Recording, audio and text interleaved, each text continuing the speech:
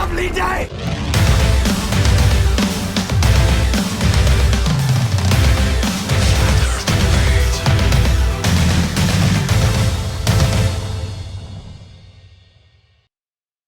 Welcome to Flat Earth Debate, Uncut and After Show.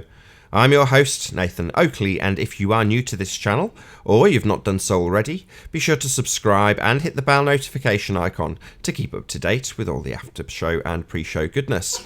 If you'd like to join the community debate, then go to nathanoakley.com and check out the community forum to keep up to date with the community debate. If you'd like to support this channel, there is a super chat that runs alongside each of these shows while they premiere. There's also a PayPal, Patreon and crypto link in the info box below the video.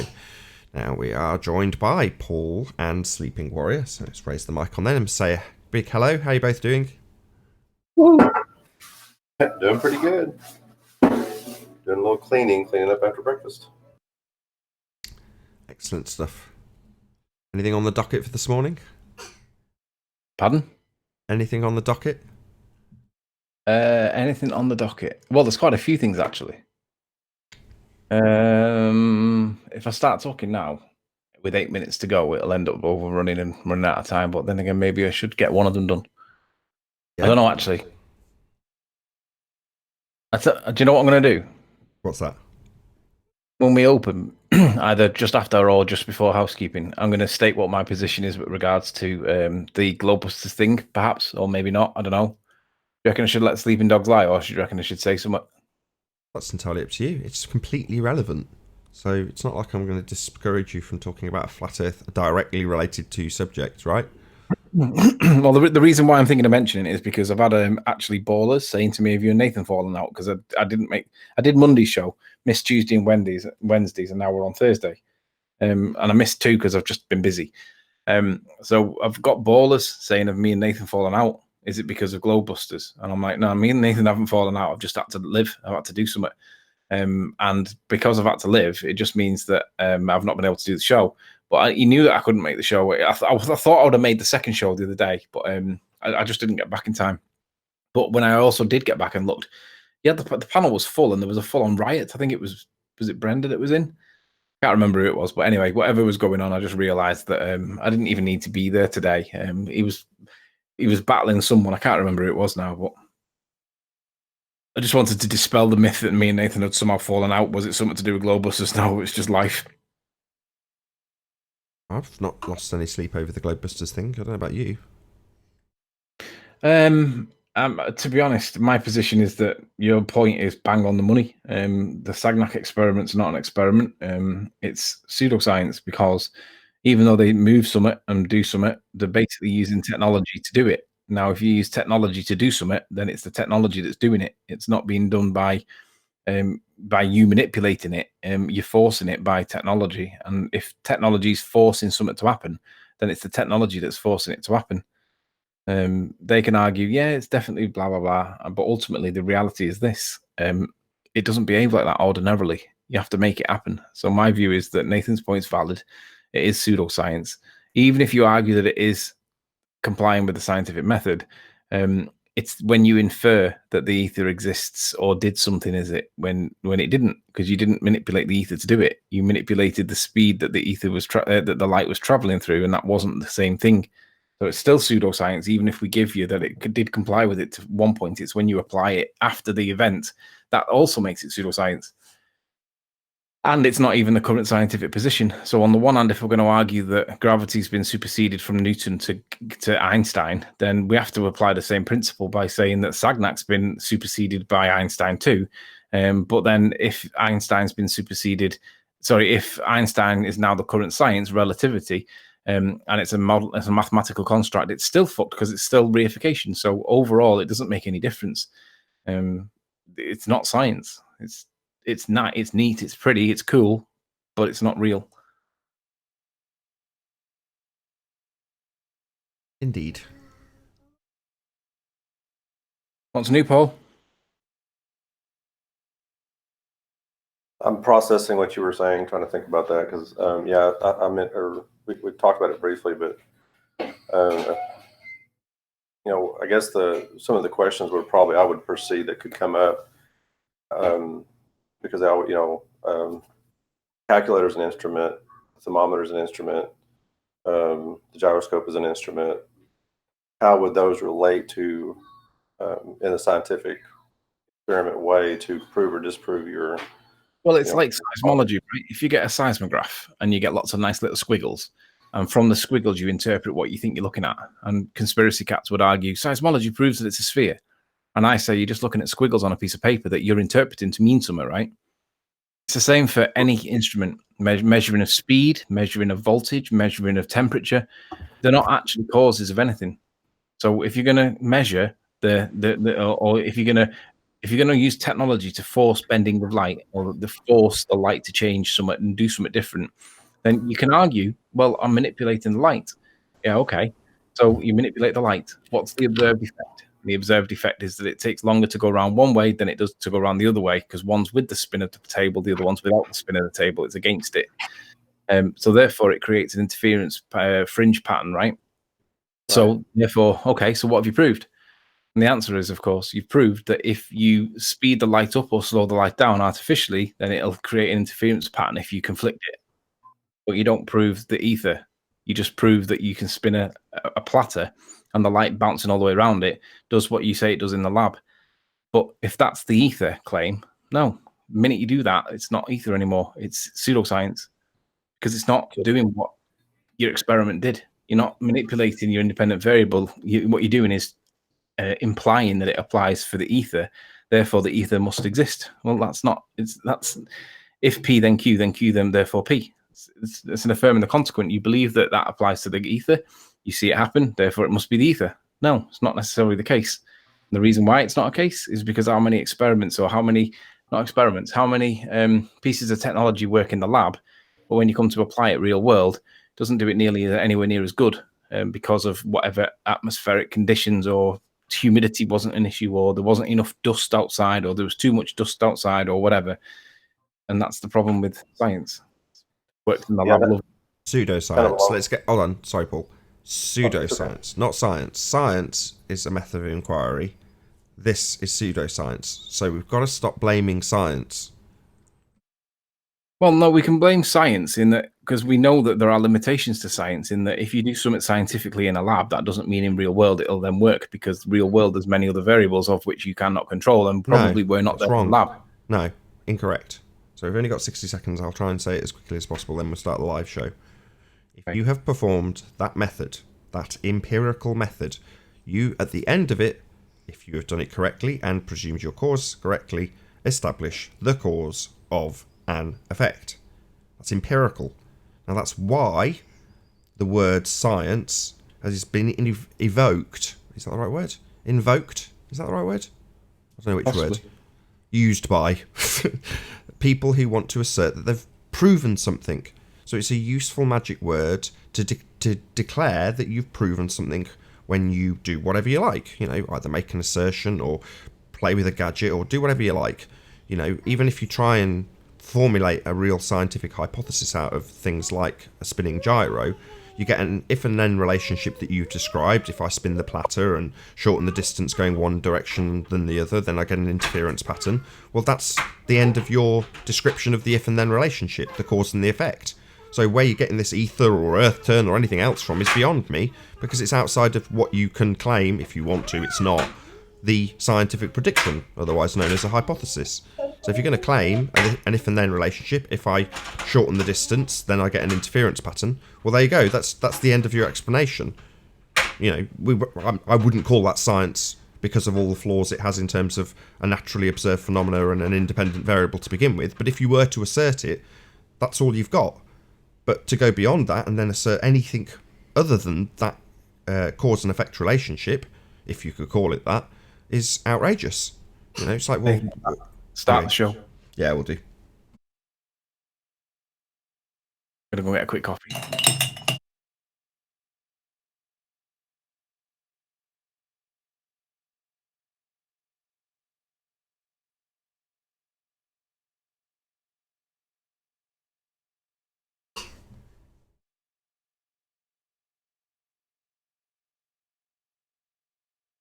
Oh, what a day! What a lovely day!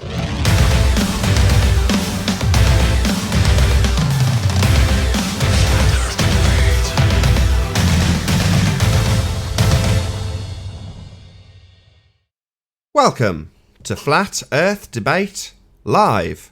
I'm your host, Nathan Oakley, and if you are new to this channel, or you have not done so already, be sure to subscribe and hit the bell notification icon to keep up to date with the Flat Earth Debate. If you'd like to support this channel, there is a super chat that runs alongside each of these shows while they're live. There's also a PayPal, Patreon, and crypto link in the info box below the video. To keep up to date with the community debate, go to nathanoakley.com and check out the Flat Earth Debate Forum to keep up to date with the community debate. Most importantly, though, if you would like to join this discussion right now, simply mute the page you are currently watching, then click the link in the info box below this video to join the panel and express your views on the shape of the Earth. If you do join, please don't swear. If you do, you'll be ejected, and if you are, please don't try to rejoin the stream using sock accounts. You'll be warmly welcome back on the next video. Shout out to Colin Turner for hitting the super chat, who may get discussed on this show. We shall see. Where were we? Up to sharing, I believe. So be sure to share the show on social media. Sharing the show obviously increases the live audience, but this in turn increases the chances of a more diverse panel. So please share the show on Facebook and Twitter. And one last time, if you're new to the channel or you've not done so already, be sure to subscribe and hit the bell notification icon to keep up to date with the Flat Earth Debate. Now, we are joined by Colin and Sleeping Warrior. How are you doing? Can you hear me? Hello? Sorry, yeah, I had on mute. I'm here. Great I was start. going to give you a view just to kind of break up the show just a little bit. That I get your perspective a lot because I see this is what's going on with me right now. Cool. Yeah, you can probably hear my munchkin getting ever louder by the day. I just called you Colin Paul, my bad. It was because Colin turned into a super chat, and on I think it was yesterday's show, he sent a super chat specifically to get my attention about a message that he was going to be sending to Anthony. I'm assuming he's content for us to talk about that message. On the other hand, I don't know if Anthony's content to talk about it. I haven't actually discussed it in the pre-show, so I don't know if you're there, Anthony. I think you might have stepped away to get some coffee. You mentioned about some coffee. Ah, perfect timing. Excellent. So the two people with screaming kids can take the mic. Wonderful. Yeah, exactly. One of the things I was going to say, and I know this is back on the other side, or before we started the show, because I was thinking about that. I think the limit of science and the scientific method, I think, this the old adage, you don't know what you don't know, and there's things that you can't account for because you don't know they're there to account for them.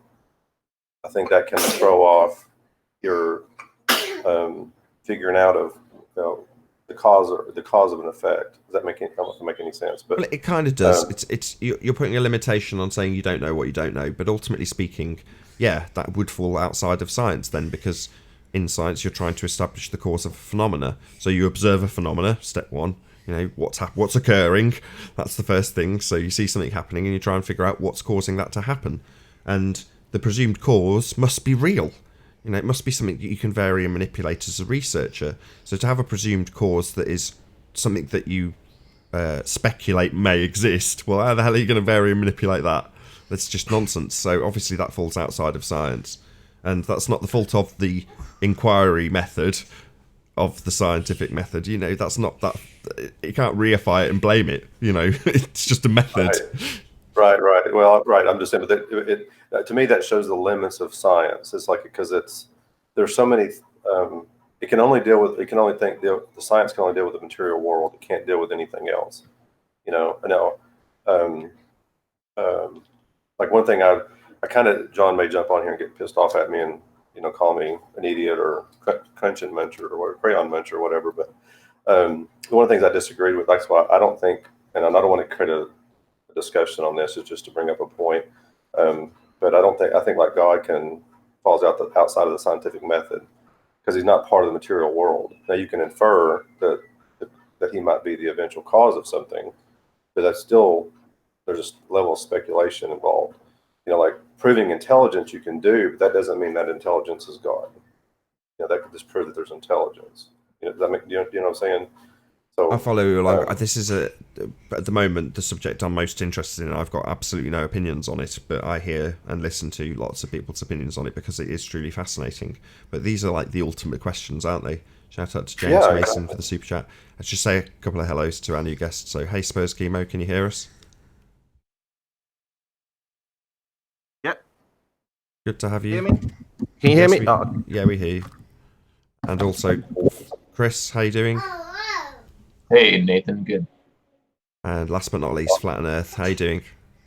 Hello. I knew I'd trigger him as soon as I'd say anything about the G word. I'm sure he didn't come just for you, Paul, but maybe I literally did. I heard the big God and I came in. That's priceless. But I mean, the point is the point I was trying to make simply is that I think there's limits to that, and there's Christian philosophers that agree with that you can't prove God with the scientific method. You can't, so it doesn't because it only deals with material. The scientific method only deals with the material world. God would exist outside of that, So I'll just leave it there. I don't want to credit. I don't want to go. I don't want to derail this conversation. I was trying to make a point. Well, I mean, maybe Flat and Earth wants to debate that with you, and I'm more than willing for him to do so. But the only points, and I'm more than willing for him to do so. But the only got your feedback from your watch page, Anthony. Sorry, my sound's passing through. Shout out to Roxanne. Shout out to Dolly Daydream. But the only point I want to make is that, yes, all of what you have said is correct, Paul. It is a very narrow, very limited methodology of inquiry. So, yeah, that's nobody's fault. However, that method of inquiry does give you proof of things. It is empirical, and that's extremely useful if you can get people to understand at a very fundamental level that the scientific method proves things. Then you can ultimately invoke that word when you want to declare that you've proven something. So that's the bit that I want to be made clear. Invoking science has a couple of problems. One is that you can pick it apart based on its adherence to science and prove that it's not actually adhering to it. But ultimately speaking, that's why and what has been done in order to trick us into believing what men say. They invoke a method that is empirical. And in doing so, you understand, you, the person they're tricking, that they've proven something. They don't have to say much. They just have to use a couple of magic words. Maybe the word experiment, maybe the word science itself. And then at a fundamental level, you understand that something's been proven, even when it hasn't necessarily been proven at all. Hey, Chocolate. Anyway. Good morning. Good morning. I know Flat and Earth has probably got something to say on Paul's chat about God. No, I definitely agree with him. I sent him a personal message. I don't know if he saw it. I said, I just wanted to say you did an excellent job talking to QE yesterday. I know you're more on his side than mine, but I'm loving your points. And I still stand by that. Great. Did you send them through Skype, or how did you send them to us? Hangouts. Oh, and Hangouts? I'll go back and look. I might have missed it, so I'll go back and look. That's great. I like what you're saying. So I have a question for Earth Flattener. So Earth Flattener, you believe the Earth is flat, right? I think we don't know what we're on. Okay, so let's make the assumption that it's flat. That, No. or we can even say it's not round, right? It's not the way that NASA and everyone is telling us it is, etc. Yes, we are currently being deceived. How did that happen then? How did that deception happen? No, how was the Earth? How is the Earth flat or not round? How is it? Did it happen by chance? I don't think anybody understands your question, Chris. Does anybody understand Chris's question? Because I certainly don't. Say it again. Ask it again. He's asking if it was intelligently designed, or how would it have started? Evolution, right. Would it have started from a singularity? Right? Right. I mean, if I had to speak from my own mind, I would say that everything has always been here. And the first law of thermodynamics states that matter cannot be created nor destroyed. So that kind of fits that bill. And it makes sense. Just if you, I've been looking into the biogeochemical cycles, which include all of the different chemicals and things that make everything up in life. So it makes sense that everything just keeps cycling over and over again. But I wouldn't stand by that. I don't know. We don't know. The only counter I would have to that is, you know, you're looking at and I've said this multiple times, and I don't know if anybody's caught it. You can't look at how the universe, well, I'll say universe because it could be anything. You can't look to see how it's functioning to see how it came to be. They're two different things. They're two different events.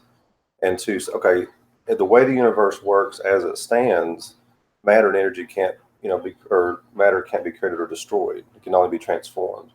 That's the way the universe works. When you step outside of what we see the universe or the way things are, you're stepping into metaphysics. You're trying to explain something that steps outside of what we see. And that's been my point all along. So, in my view, God transcends time and space, so he can impose certain laws and certain faculties into the existence of how the universe functions. But how it was created or how it came to be is a different question. It's like how I go to a mechanic to maintain my vehicle, but that's not how doesn't explain how the manufacturing plant put it together. Does that make sense? Or how it operates. How my car operates doesn't explain the manufacturing process. Chris, are you a ball earther, or you on the fence, or? I'm a flat earther. Sorry. No, Chris. Oh, Chris, sorry. This is OU Chris from Discord. Yeah, okay. So yeah, you're a flat earther, yeah. Yeah. I mean, I agree with what Paul just said, and that was sort of my point is, if the earth is flat, and let's just again, these are assumptions, I can understand that, but if it's flat and if we make the assumption there's a dome or some sort of firmament, then it was absolutely, in my opinion, created. There's no way around it was created. You could argue it was aliens or, not necessarily God, but right, that goes back to that regression of, well, if it was aliens, then who created the aliens, right, etc. But that's just my opinion. If the Earth's flat with a dome, or even if it's just flat, even if we can prove there's no dome, the fact that it's flat is crazy enough, in my opinion, to point to some type of creation. Again, whether it be aliens or a god, I don't know. But I mean, Paul, to use an analogy that Paul was sort of tying onto that, I've heard good ones about like computers and computer programmers. Well, if I'm a computer programmer, the computer and the program is my playground, and I can pretty much do anything I want in that program. I mean, I can make my characters fly. I can make them giants. I can make it round. I can make it flat. I could do gravity. I could not do gravity. But I'm outside of that computer program, but I'm still the creator of that program. So the laws of the program don't apply to me. They apply to the things in that program. So it's quite possible that we are a computer programmer. Everyone's heard of simulation theory. It sounds crazy. It's quite plausible that's the case. Okay, cool.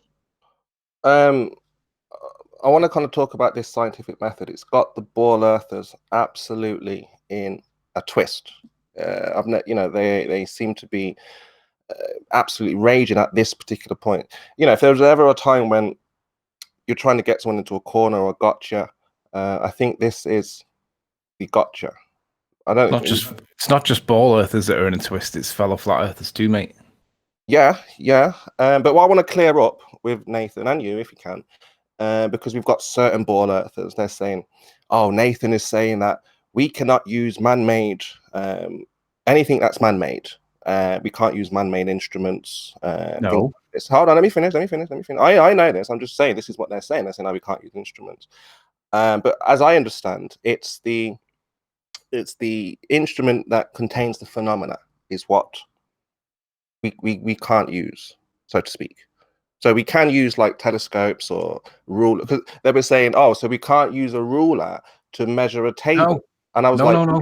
I said, no, this is, I know. This is how ridiculous they've taken this scientific method. They're saying, oh, we can't know anything, we can't do it. But this is true at the same time. We can't really know anything unless we follow about the natural world, that is, the natural world, not anything about how big is what size am I, or how tall am I, but when it comes to the natural world, which is very important, the natural and physical world, science answers these questions. So just kind of clear up, because they're trying to say that Nathan is saying that you can't use anything man-made, and I'm just like, he's not saying that. I'm sure he's not saying that, but I don't know. I don't think they're saying, oh, keep up to date. You haven't heard what he's saying, the latest. I'm like, I don't think, that's, I think it's common sense. If there's a phenomena in the man-made object, why would you research that with science? Right? Is that right? Is that right? No. So science is exclusively interested in the physical and natural world. Physical and natural is not man-made. So if you're going to point me in the direction of something that's a man-made device and claim it's a phenomena, well, I'm going to say no, that doesn't occur in the physical and natural world. Me personally, I'm very, very interested in the physical and natural world. That would be science. So I'm interested in that. When you show me a device and say the phenomena is this device, I say, well, where does that occur naturally in the physical world? If it doesn't, then I'm not interested. That doesn't mean to say that in order to explore or answer an cause and effect question, i.e. what causes the effect that I'm observing in the physical natural world, that might involve man-made devices in order to perform your experimentation. But you're not actually inquiring about the device that you're using, you're inquiring about the phenomena you're observing. That might require the use of equipment.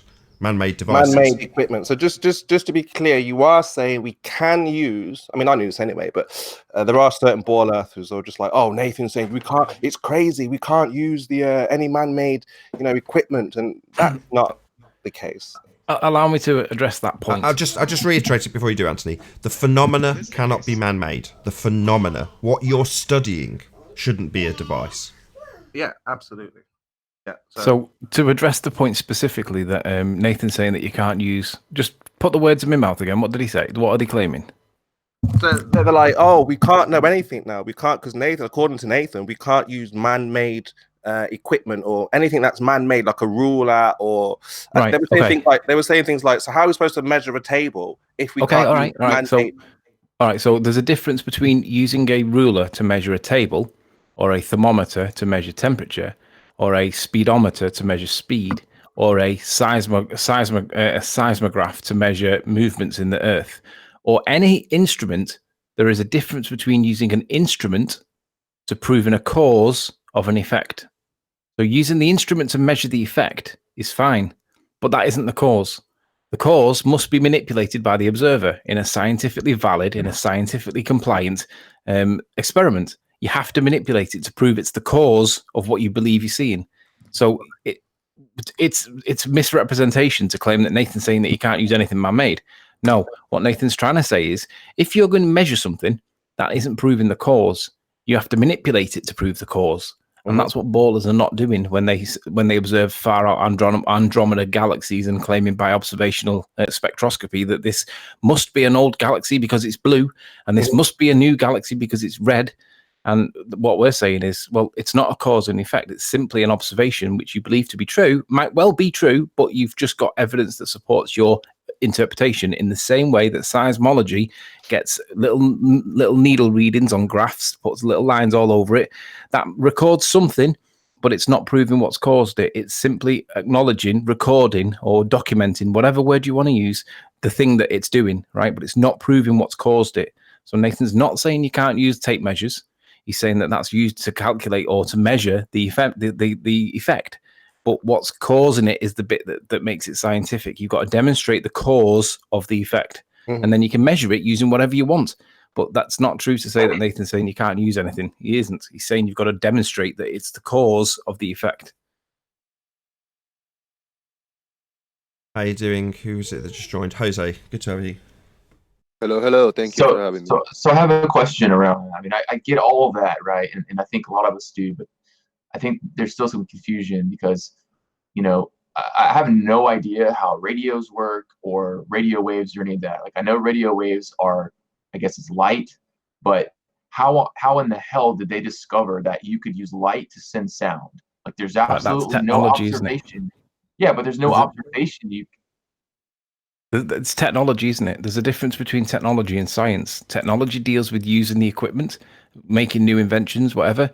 Science proves a cause and effect. So if a radio is the cause of something, then you could argue it might be science. But but it's man-made. It needs to be natural. It's supposed to be something that happens in our natural world. But let's just say that radios, just for argument's sake, were natural. What is the radios the cause of? Well, we can hear something. Well, okay, so if you've not got the radio, you then can't hear it.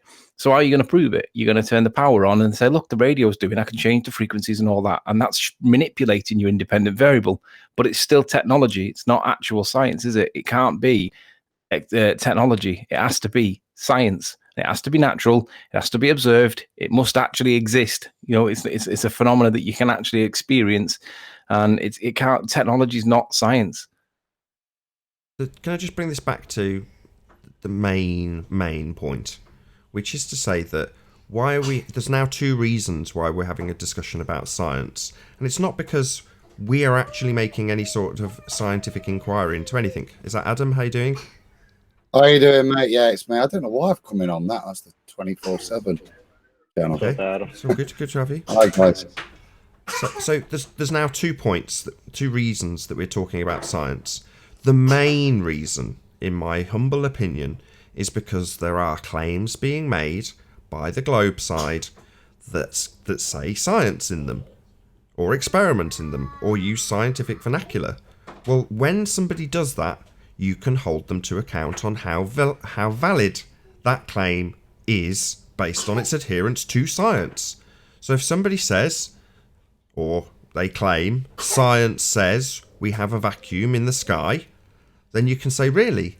So what's your hypothesis, your scientific prediction? If it's science, let's see the science. And when they don't have it, you can call them a fraud, or a charlatan, or a pseudoscientist, because that's basically what they are when they invoke the magic word of science. So that, in my opinion, is the main reason we're talking about it. Now, it's all well and good wanting to become scientists, in the sense that you want to go forth to examine why a phenomena is occurring. But is anybody discussing particular phenomena that we're trying to figure out the cause of here? Well, no, not really. But we've got questions that may fall outside of that methodology of inquiry. Hey, Arwin, good to have you. Hello. I had to jump off just for a second, so I'm not sure how the conversation evolved. But I was just thinking about Anthony's example of something. The radio is measuring, in a sense, something occurring, which is music or news broadcast or something. It's measuring an effect. But just because you can tune it in and deal with it, that doesn't explain the radio waves that are transmitting it. Does that make sense? You understand? The cause would be the cause of the music, the news, all that stuff is something else. But just because you're seeing it on one end doesn't account for it on the other end. Am I making it? Can you hear me? You are, and that's kind of on the tangent that I'm trying to now get us away from, which is to say, oh, I'm sorry. What's the point of us talking about science in the first instance? Is it because we are trying to find a methodology of establishing a cause and effect relationship? What phenomena are anybody on the panel trying to figure out at the moment? Is there a phenomena that we're seeing that needs explaining with science? Well, no.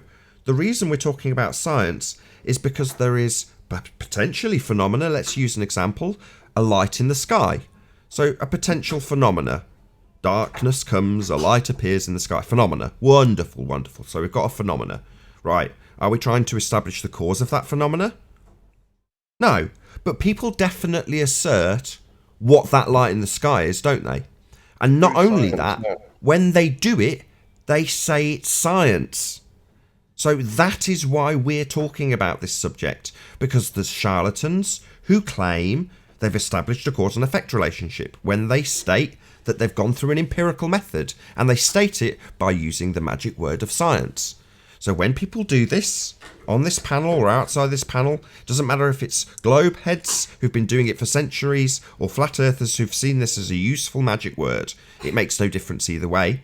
If you invoke that word, at a very deep-seated level, we all understand that something's being proven. Well, if that's true, and it has been proven, you can regurgitate the scientific prediction that went along with it to prove it, and how the methodology was performed, i.e. the experiments that showed the cause of the effect. So that's what you can hold people to if they claim science. And there's plenty of claims of science. Loads of people. You watch a bit of YouTube with any random channel, and they'll be doing I watch a lot of car videos, and they'll talk about the tyres and say, well, that's science at the end of their statement. And what they mean is, that means what I say is true about these tyres. They are more grippy because science says so. And people then, at a fundamental level, hear the word science and go, well, that's obviously proven. Well, no, he's just talking about tyres. Or talking about whatever the hell they're talking about, a light in the sky. And when that happens, you can say, how has that adhered to the empirical method that would give you the right to declare it's true, or proven, or empirical? And if they haven't got it, then you can say bullshit. That's it. That's the only reason we're talking about it. None of us have aspirations of science. I haven't got a phenomena that I want to inquire about. Has anybody on the panel got a phenomena that they're looking to figure out the cause of? So let me just add something here for a little bit of context, right? It's difficult to understand the point that's being made when you have to apply it. When they explain it, it sounds straightforward, right? It sounds like you could understand it dead easy. Let's think about how many times in science it might be the case. Nathan, if you wouldn't mind screen sharing, yeah, sure. Perhaps people make a mistake and have to retract it based on it not actually being science. So, for example, I'm going to make two points here, two papers. This is a 2018 paper in Scientific American, and it says theoretical physics is pointless without experimental tests. So what that means is you can speculate and hypothesize as much as you want about a faraway observational galaxy, or you can speculate as much as you want about, I don't know, anything that's got black holes, anything, yeah. Lights in the sky. Lights in the sky. Lights in the sky. Lights in the sky. Yeah, gravity, anything. Expanding universe. Yeah, but unless you can do experiment with it and test it, then it is pointless. Now you can just literally search that phrase and you'll find it dead easy. It's on Scientific American, and look at the point. Look at this. You don't need to read the article to know what this is going to tell you about, right? Because don't forget, anytime that relativity is mentioned, be it in the context of gravity, or it's all mathematical construct. Mathematical constructs is not science because it doesn't prove a cause and effect, even if the maths works out. So I don't care if 2 ice creams plus 2 ice creams equals 4. That doesn't prove that it's the cause of the thing that you claim that it's causing, right? Which is the problem with gravity. What the ballers want to know, what they want to know is if Bob wasn't doing science, then what was it? Right. This is where the second article comes into. Right. Look at this. What a massive database of retracted papers reveals about science publishing's death penalty, right? Nearly a decade ago, headlines highlighted a disturbing trend in science. The number of articles retracted by journals had increased tenfold during the previous 10 years. Fraud had accounted for some 60% of the retractions. One offender,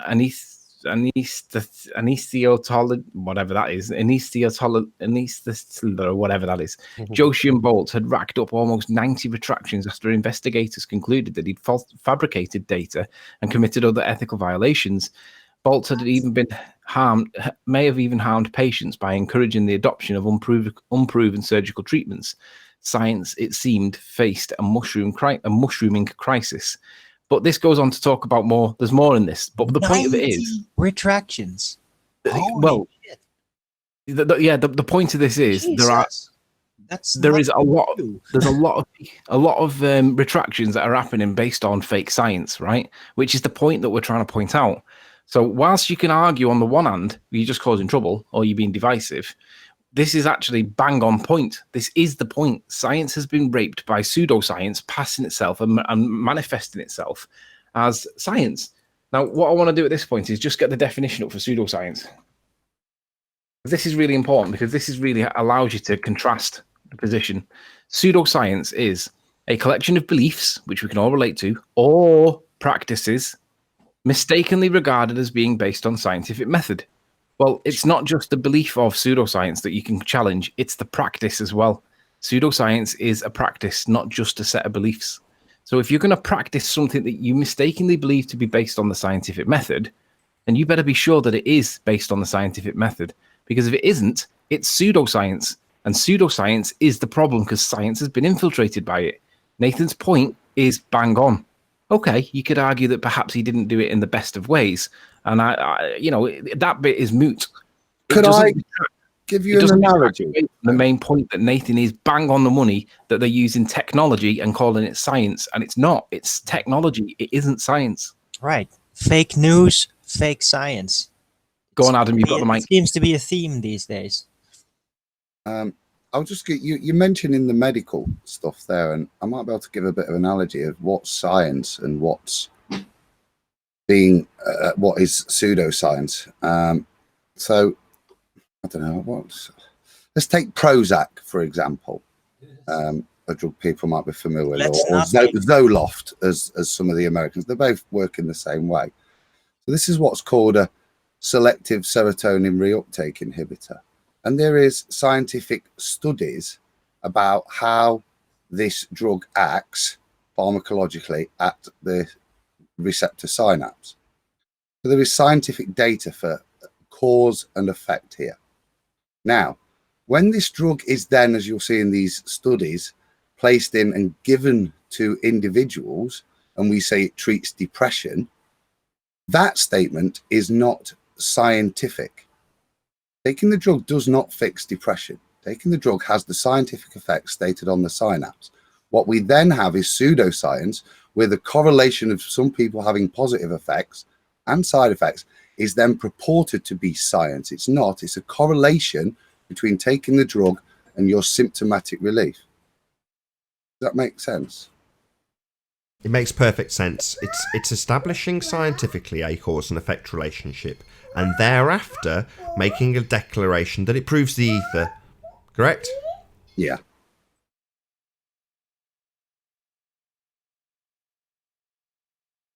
Prozac doesn't make you not depressed. Prozac has this scientific effect at the receptors, and in some people it can have positive effects on their mood, but the effect on the mood is nothing to do, you cannot claim that is a scientific thing. Taking this drug, scientifically proven to get rid of your depression. I can give a more simple. What it does, it fights the symptom of it, but not the cause, not the process. I don't want to get into that. What I'm trying to differentiate there, Arwin, is that there is science in that, and the science is the cause and effect of the drug on the receptor.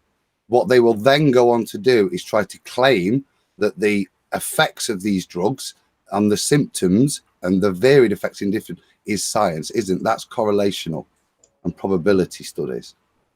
And then when purported as said science, it isn't. That in medicine becomes pseudoscience in my book. Arwin the Baller, it's your turn. Save the day, man. Come on. Can I just try and simplify it? Sorry, one last, because I know that's relatively complicated. It's not, but relatively complicated for some people to digest, Adam. So I'll try and simplify it even one step further. So if you can have, say, for the sake of argument, diabetes and insulin, and you establish a cause and effect relationship through the scientific method, and you establish that if you lack insulin, you will slip into a coma and die. And the taking of insulin will regulate that system and keep you alive. However, after the fact, I come along and say, I have found a cure for coma. And if you take insulin, you will never experience a coma. And it's scientifically proven. Here's the science. Now, in type 2 diabetics, yeah, that might well be the case. But I certainly haven't come up with a cure for death, have I? But I can assert it with some level or semblance of scientific validity behind my assertion. Yes. And it's a misrepresentation of the science, and it's an overstatement of what an over-application of what the science proves. The science proves that giving insulin prevents diabetic ketoacidosis, so and therefore leading to coma. So yes, it does prevent coma if the cause of the coma is due to a lack of insulin, which leads to diabetic ketoacidosis. That's the la. I didn't hear any of that. I've got a lot of insulin to sell. If you want to cure coma, you need insulin. So scientifically valid. I say so. Science says so. You better buy me insulin if you don't want to fall into a coma. Yeah. You pseudoscientist. So Mike, I still have a question around all this. I mean, and I think it's a good discussion, right? And it's like some areas are clear and some still aren't, at least for me. But so the question I have then is, are we saying that if it's not a natural phenomenon, we can't ever explain the cause of something? So in other words, if I mean, I kind of hate to use these, but these are the sort of the top two that I can think of on the ball side. If you talk about Cavendish, or if you talk about no, you're right, Chris. It's a sad day. I mean, it dawned on me just yesterday. Like, they're in a position now where Wow, Kimo, you caught him in half sentence. Wow.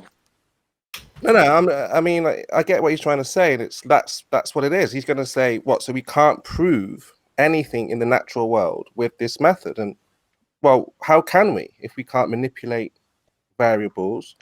So I think, you know, it seems like depressing. Like, we can't find anything out. What? Of course, you can prove stuff. I was about to say, what the hell are you talking about? Scientific discovery has driven some of the. When people say this, it's like, oh well, what's the use of it then? What are you talking about? All right, let's Spurs. Right, so we have ice at certain times of the year, right? Regardless of what the cause is, for some reason the ice seems to disappear after a few days. Wonder what might cause that. We can Let's call it ice wall. Go ahead. So perhaps we'll suggest that it might be something to do with, I don't know, maybe moonlight. So we make a hypothesis and say that we think that moonlight's causing the ice to melt. So we're going to do our tests. We're going to put out different layers of tests outside, different layers of ice outside, and we're going to see if we can manipulate the moonlight by magnifying glasses and stuff to focus the light so it's more powerful and whatever. And it doesn't do what we think it's going to do. And then, but as an alternative hypothesis, somebody suggested, well, it might be something to do with the sun. So perhaps it's something, so that you do a bit more testing and realize that it is something to do with the sun. But the problem is you can't manipulate the sun. So whilst it does do it, and you can observe an effect and you can measure the effect, because you can't manipulate it to prove that it's the cause of what you're doing, yeah, you can manipulate it with magnifying glasses and stuff, and that would create a moot point about whether it's actually a valid independent variable or not. I argue it is. Other people might not. It might become contentious within the dispute because you've argued science when it might not actually be science. But ultimately, if you can show that there is a cause, temperature, and an effect, melting of ice, then you can claim, rightly or wrongly, you can claim it's a scientific experiment. But if we come up and say, well, how did you manipulate the sun? Then you've got to show that you manipulated the sun and it was the cause of the effect. If you can't show that you manipulated the sun, then we go, is it compliant with the scientific method or not? I think they want to hear. What they want is like what Chris is trying to allude to. You know, he doesn't want to be a baller, but this is what it is. We can't prove anything in the natural world with, well, we don't have anything this far, I think. Well, okay, check this out then. Before you do, hold on, Anthony, hold on. So I didn't actually hear all of Chris's point. It got cut off halfway through. So, you know, I don't know if his point's been addressed or not. I know you say you understood it, but, you know, cut him off because you know where he's going doesn't mean anyone else does, Spurs. So I don't know if you can hear us, Chris. Can you make your point again? Yeah, I mean, and, you know, I don't know how this is going to sound. But basically, like, if we talk about the supposed 15 degree per hour quote unquote rotation that the ring laser, the fiber optic gyro shows, basically what we're saying is, because that's not a natural phenomenon, it's man-made, we can't ever show or prove the cause of that supposed rotation. What they're saying is, well, if we are able to you know, point out all the variables, or isolate the variables, we potentially can show the cause. So I mean, that's sort of the question. Is that true or not true then, I guess? No. If it's man-made, guess what the cause is? That man made it? Spot on. It's doom and gloom for the ball earthers, Chris. When they realize this, that, you know, they're going to have to just focus on what they can actually test, not the natural world. We can't test the natural world. How can we? Hey, listen, it's not just the ball earthers that need to realize this. It's flat earthers too. We need to be able to understand that there's a line in the sand between pseudoscience, what we'll now reference fake science, and real science, actual science. There is a difference. One of them's credible, the other one's fantasy make-believe storytelling. And if we can draw the line in the sand and point out where it becomes pseudoscience because it hasn't complied with the method, then that makes it not science. Now, that's not our problem if it's not science, but it definitely is the baller's problem. Right. But this is why they say we're going back to the dark ages. You flat earthers want to take us back 500 years. No, we're exposing that science has been raped by fake science. Guys, double rainbow. Check it out. Jose, what's your opinion on this? Because you're a ball earther, and you're a ball earther on faith. And you say you're not a religious man. So why would you not follow this method? What's wrong with this method? I'm not a religious man, and I don't believe in faith for this flat earth debate subject. I just say, at least in this one point of the 15 degree per hour rotation, that the Earth must be rotating because the gyroscope was on Earth. It wasn't free floating in the air. If it was free floating in the air, not attached to Earth, then flat Earth has a point. But as for right now, the Earth has to be rotating. Don't ask me for citations. Don't ask me for scientific evidence of this rotation of Earth, because I don't have any. So if you say don't ask me, that's a religion. You're saying just believe me because I say so. No. A test has been done and 15 degrees per hour movement has been detected. Movement of what? Gadget used, the technology used was on Earth. Therefore, the Earth is moving. And it's the cue, Nathan, for the fallacy call. Go ahead. No Hold on, Jose. What did Bob do? You said an experiment. So what did he do? Remember, you're not religious, Jose. So if you're not religious, you should be able to show and demonstrate with hands, this is what happened, this is what he does. All right, let me turn on my camera and show you. This is all I got to show you what is done on camera. Go ahead. So can I debunk the assertion so it's not left out there? Right. So in order to get this apparent drift of the gyroscope, you would assert that the gyroscope is presenting itself as a fixed frame, and the Earth rotates underneath, showing the 15 degrees that you're describing.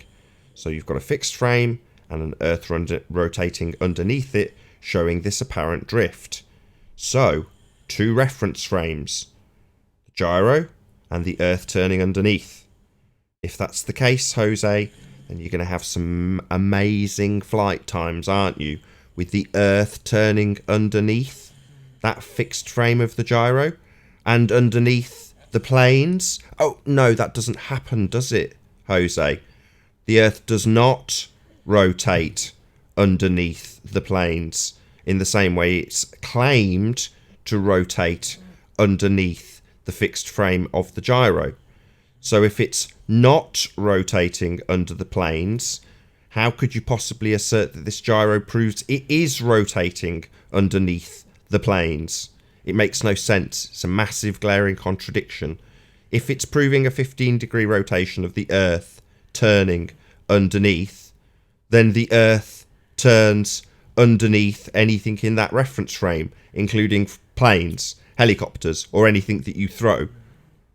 Unfortunately, we don't see that, Jose. It never happens ever. I want Jose to say no, Nathan. No, I'm waiting for him to say no, Nathan. This is not what happens. Oh, that's okay. I don't need a concession. I'm stating it as an absolute fact, whether he concedes or not. Come on, Jose. He doesn't need to. He doesn't need to. It was a declaration. I don't need Jose's concession here. It wasn't in need of any concession. I'm stating an absolute fact. No concession required. Jose will say later on. I'm not going to Nathan doesn't get it. Nathan doesn't understand. And I'm saying, say now, Jose. If you think Nathan is wrong, Nathan is right, why say it behind his back later on when you could say it right now? Right? Yeah, I'm not going to concede shit. I just gave you my abstract approach, the way I see this test was performed, and whatever, I just gave you my point of view. Not necessarily all the ballers' point of view, but yeah, I say so. So let me respond to that, because this is sort of where I've come to grips in my understanding of all this discussion is, Jose. So the point is, they did an observation, or they did a test. That test or observation was not an experiment. So in other words, even if the gyroscope did pick up 15-degree rotation, or it picked up something, let's say. The point is, because it's not science, they still don't know the cause. The cause I agree with that. Yeah. in any number of, it could be like a dozen different things for the cause. It could Of be what? programmed into the damn thing, right? We just don't know, maybe. I mean, there's a lot of potential causes, and we may never know, and that's sort of the point. Yeah, we do know. Shout out to Awaken Truth. Spurs, earlier on you said that the ballers were asking questions to the effect of, if it's not science, what is he doing? Yeah. Right. So they want to know, what if it's not science? Like Zinda will say, if it's not science, well, what is he doing then? What's going on? And So Anthony, are you there? Yes. Tell me what they're doing. They're doing two things. One, fake science. Technology. No. Tell me what they're specifically doing. What are they actually physically doing? What is happening? In regards to what? That Sagnac experiment? Is it an experiment? Is Hold it on. a test? No. Spurs, they're hold on. Hold on. Right. What is actually being done? Forget about all the claims. Just tell me what hands are put on what, and what happens as a result. So, are you on about the Sagnac experiment that Yes. they're citing? Yes. Right. You have a spinning disc with two directions of travel of light. The faster it spins, the change in interference pattern is created, and the cause of it is the speed that you control by making it happen. So the faster you spin it, the more of an interference pattern there is. The problem is, it's a piece of interesting tech. Hold on. You did this last time when we did this morning. Just tell me what's being done. Don't give me any implications. So you spin up a wheel. Yeah? Yeah, they're spinning a wheel. So if I spin up a wheel with light rotating around in different directions on it, correct? Correct. Then what? Well, interference pattern. Yeah, it gives you a measurable interference pattern. Right. Do you want to try that one more time? So if what, then what? If we speed up the rotation of the disc, it causes light to take a little bit longer if it's going against the spin than it does if it's going with the spin, and it creates an interference pattern. Perfect. Did anybody on the panel not understand what caused what? That's fine if you don't. It's no problem. But just say, I don't understand the cause and effect being detailed. Yeah, what's going on here? I haven't actually seen what he's actually done, so if you don't mind. You don't understand? No, explain it if you don't mind. Right. We're dealing with, if it's science, cause and effect. Yeah? The effect is an interference pattern. Claimed effect, not a natural phenomena. But let's just ignore that. The effect is an interference pattern. Now, if we're doing science, we want to know what the cause of the effect is, do we not? Don't have to agree. Yes, we definitely are. So, what caused the claimed phenomena of interference? Jose says Earth turn. Anthony's just... Sorry, Anthony, did you at any stage, when you explained what was occurring, mention the word fucking Earth turn? No, I said spinning platter at different rates. I'll try that one more time. Hold on, Spurs, I'm trying to lead you by the hand. Come on, give me a break. Sorry. Right, Anthony, so do you want to say it a fourth time? Sure. I spun the platter faster and faster, and I got a bigger interference pattern when I did it.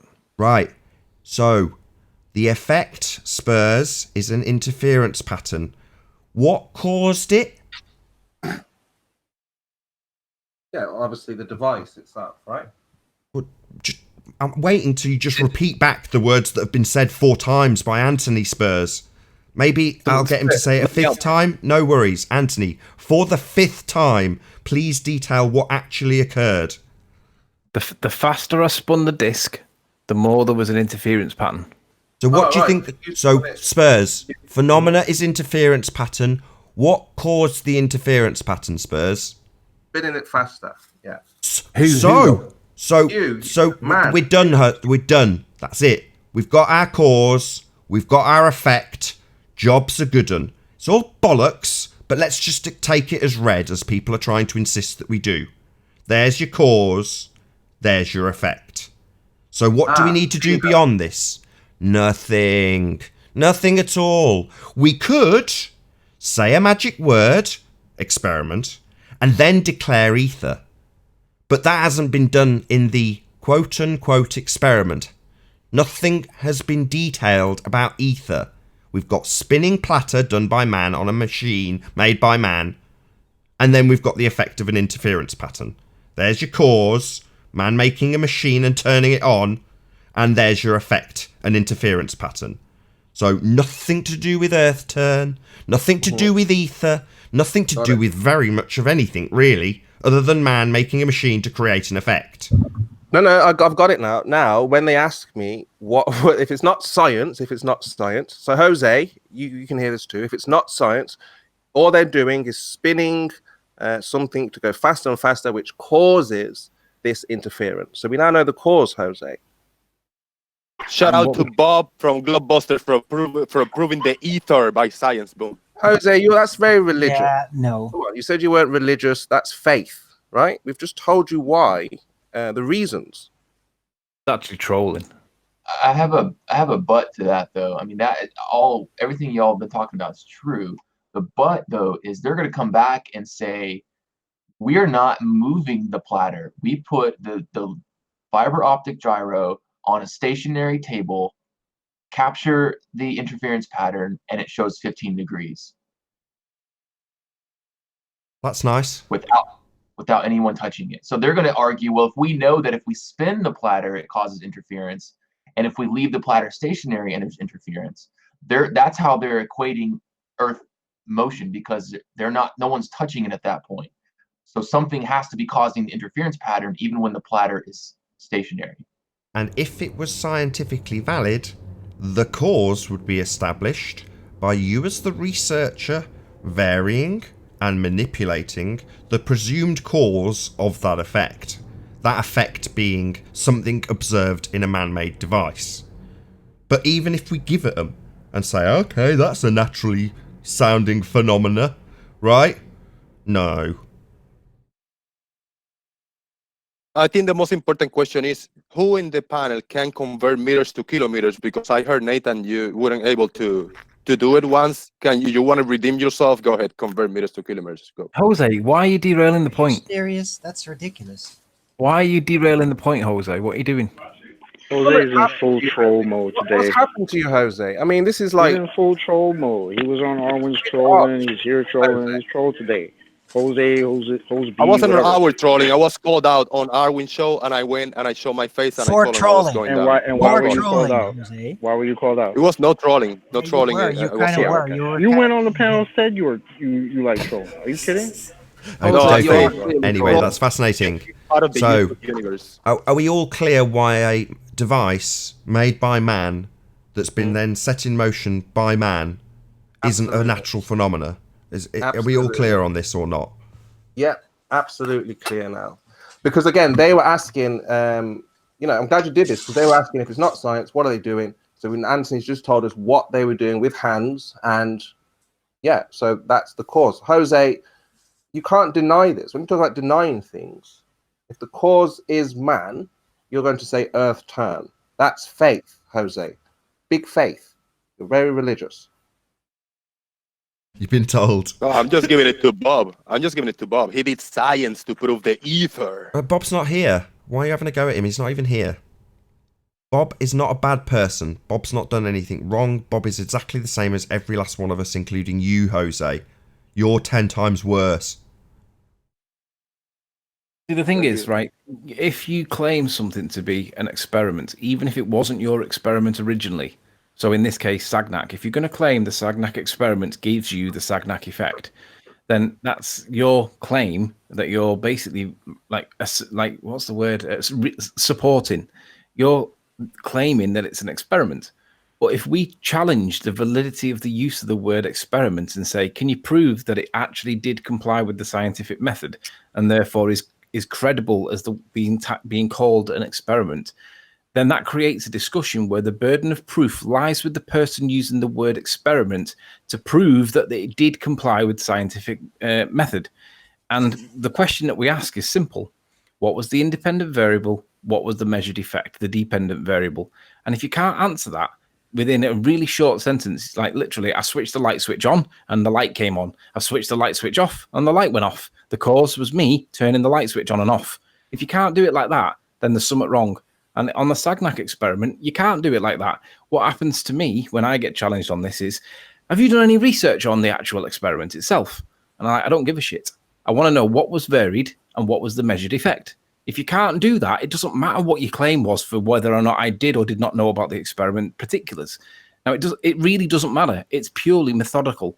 It's a methodology. It's just like saying, I start my car by unlocking the central locking, put my key in the ignition and turn it on and it's out of gear. If I don't do that, my car will not start. Okay? If it doesn't follow that procedure, it's the same with the scientific method. If you do not identify your independent variable and prove that it was the cause of the effect that you observed and then measured, then it's not science.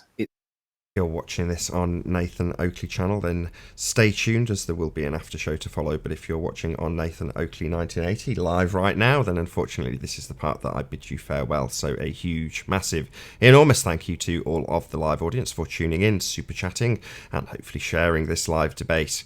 If you need something to keep you occupied, then go to nathanoakley.com and check out the community forum to keep up to date with the community debate. Be sure to like, comment, share and subscribe if you've not done so already. I've been Nathan Oakley and I'll see you all in the next video. Oh, what a day! What a lovely day!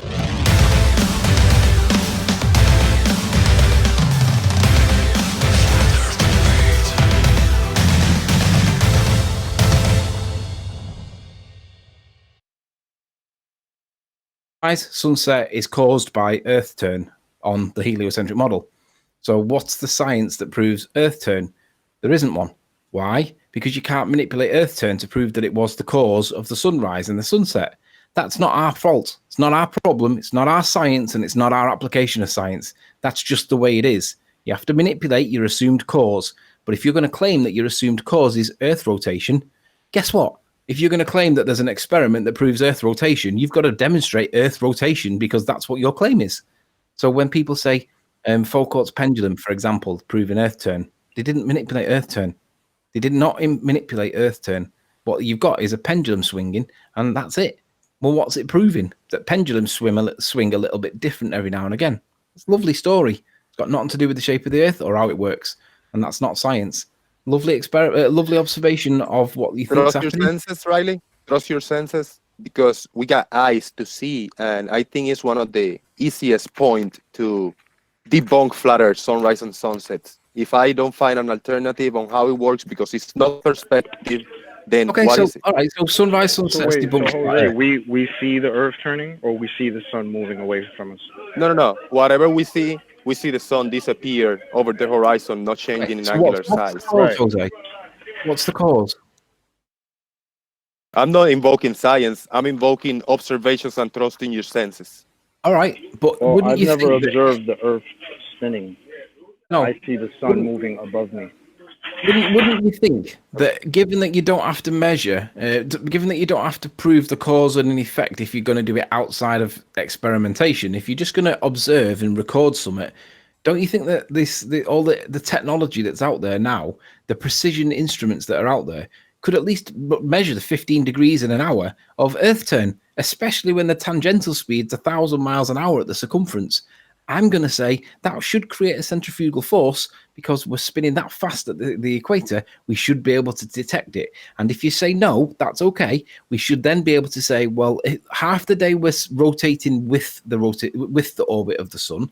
The other half of the day you're against the orbit of the sun. So there should be a phase shift every day, twice a day. I agree. You went on a tangent, Riley. You went on a tangent. I'm talking observations. I'm not talking gadgets. I'm not talking technology. I'm talking with your eyes. If you observe sunrise and sunset a whole year, for 10 years, for 100 years, generation after generation, how does it work?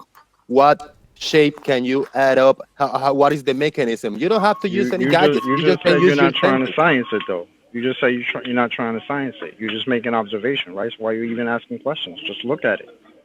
Yeah, look at it. I see it going over the horizon, and then I start I start absorbing and throwing shapes and throwing how it could work, how I can put it in an image, in an illustration, in a graphic, and it doesn't work only in a sphere.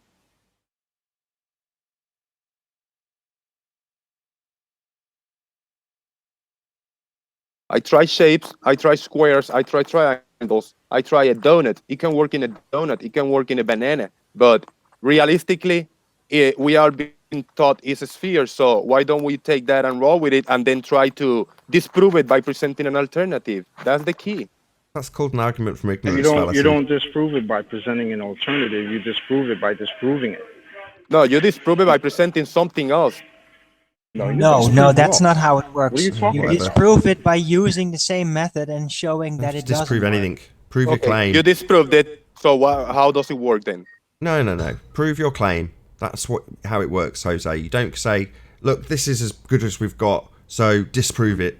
Well, screw you. If you want to believe it, off you pop. Go and believe it. Hey. You don't have to believe it. Everybody sees A red herring says is not concept. disprove. Okay? Red herring Nobody is has to not believe it. disprove. Everybody got eyes to see. Yeah, that's fine, but red herring Unless- is not disproving. I think the problem is that we as people want to know everything, but most of us are too dumb to know that. And there will be smarter people out there that will want to capitalize on this. And so they will use things like gyroscope and say, look, I have a gyroscope, and so I can prove this for you if you want to believe it. And then there's other people that will use the laws of nature, thermodynamics, and say, I know we can't reach the sun and the stars and all this stuff, but if you believe that what applies here locally as laws of nature, if you apply that to the sun, then you know that that will come to an end. And, but this is all pseudoscience. And we shouldn't accept anything like that.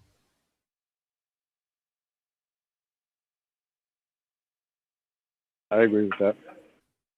Yeah, the main issue being it's when the claim of science is made. Then you just hold them to task. Okay, if you want to claim it's science, let's have a look at how valid your claim is. That's it. It's as simple as that. We've got a lot of globe heads that assert they've got scientific validity to their models and their assertions and various other things that they use under the banner of science. Now, of recent times, we've had flat earthers do the same thing, and they've been brought to task on it. But ultimately speaking, they're not the problem.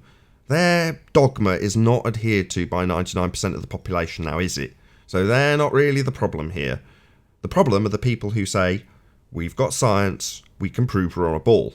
Because that's the main overriding assertion. So yes, it's all well and good wanting to figure out where we are while we're in the midst of the deception. So you go out and have this conversation and debate about the ether or whatever else you might think the world has got in its makeup. But it doesn't change the fact that you go out of this conversation to an average Joe on the street and go, oh, it could be the ether turning that's actually causing the stars to rotate above our head. And they go, nah, it's not, it's the earth spinning. And you go, no, don't you realise we've debunked that? Yeah, whatever. It's the earth spinning, you're just an idiot. So you should really concentrate on the main problem, that being that we are very much still in the deception. We might realise it, but most people around us don't. Jose's one of them. I can't. Is there going to be another show, Nathan, today?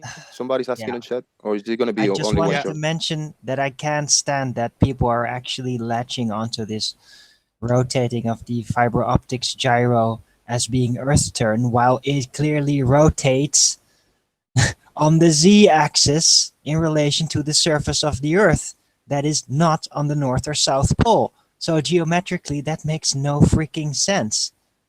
I got 2 points. Is it always going to 2 be points. turning on the axis? On I got 2 just the points. point where you First, stand? That all doesn't of make us. any sense. If the Earth ball is supposed don't to be say a turning, third time, it just should let be Jose make his turning point. on a fixed axis, Okay. not wherever you decide to spin up the ring laser. Oh, you are. gyro You're going or to say it 3 times. fiber Go on, optics go on, gyro. Jose. Go, Jose. Hey, first, really quick, are you going to have a second show today? Yeah, there's going to be another one. Stick around. Okay, good. To the chat, they were asking. And Arwin, come on, you got a rectangular looping model. Shut up. Shut up, dude. Was that really the point you interrupted him for? I know he was saying the same thing 3 times, which God is fine damn it. because it makes his point. But you're just really here to troll, Jose. Come on, seriously. When Let's make the flatter debate fun again. Come on. Can we have a normal Jose on the next show? Yeah. So, I'm sorry, real quick, Jose. The fun part about this is actually the process of what we're going through, not just trolling and calling people out, that kind of thing. I enjoyed this dialogue. Yeah, this is great. Yeah, and I think we, like the ballers say, it will be a dark ages, and I think we will have to move backwards because we will have to realize that we can't use the gyro, and everything that has been used by the gyro to prove any sort of science will have to be retracted. And that's a wonderful thing, because then we will maybe eventually be able to figure out the truth. I liken this to like immigration, like the Trump building the wall and all this stuff. If he actually builds a wall and he were to keep the illegals out, then we could start looking in and see who's illegally in America and then get rid of them. And so when Jose Gonzalez walks by and he talks funny, I can say, hey, are you illegal? Get the fuck out. You know what I'm saying? Yeah, and I show you my driver's license, and that's it. You say they pull it out and say, "Oh, he's born in Puerto Rico." Boom. I don't think so. I'd say let's do some further investigation. I'm not sure if Jose is actually science. What the fuck? Well, that's a really weird analogy. But Right, what I'm going to have to end this after show on that note. So before it turns into chaos, I'm going to say a huge, massive, enormous thank you to all of the audience in the Nathan Oakley channel stream for tuning in and hopefully sharing this after show. And of course, a massive thank you to all of the debating panel for making this debate possible. If you'd like to keep yourself amused once this stream has finished, then go to nathanoakley.com and check out the Flat Earth Debate Community Forum to keep up to date with the community debate. I've been Nathan Oakley, and I'll see you all in the next video. Oh, what a day! What a lovely day!